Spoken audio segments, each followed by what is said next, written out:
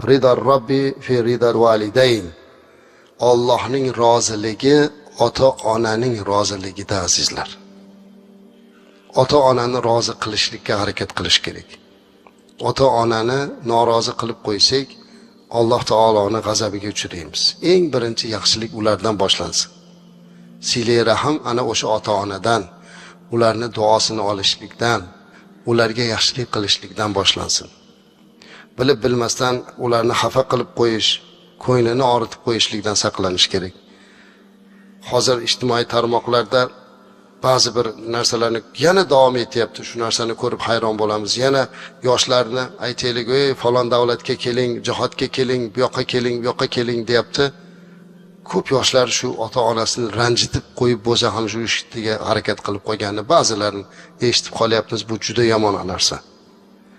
Payg'ambarimiz alayhisolatu vassalam shu darajada ota-onaga xizmatni yaxshi ko'rganlarki, mana aytadilarki, sahobalardan birlari kelib payg'ambarimiz alayhisalomga, "Men siz bilan birga jihod qilmoqchiman, sizga bay'at qilmoqchiman, sizni xizmatingizni qilmoqchiman, lekin sizni oldingizga kelayotganda uyda onam yig'lab qoldi" deganlarda, "Irji ila ummik" dedilar. "Onangni oldiga qaytib bor" dedilar.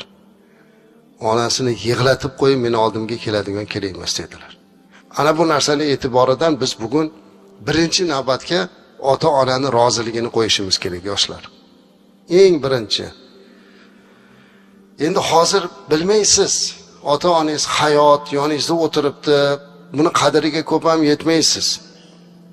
O'zingiz ota bo'lganingizda, duogo'y bo'lib sizdan duo so'rayotganda, o'zingiz duo so'raydigan odamni topolmay qolganingizda keyin otangizni eslaysiz, onangizni eslaysiz.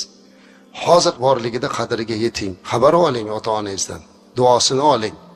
Inshaalloh va bular orqali boshqa qarindoshlar bilan aloqani tiklasangiz, ana o'shanda rizqingiz ulug', umringiz uzoq va xotima xayrli bo'ladi.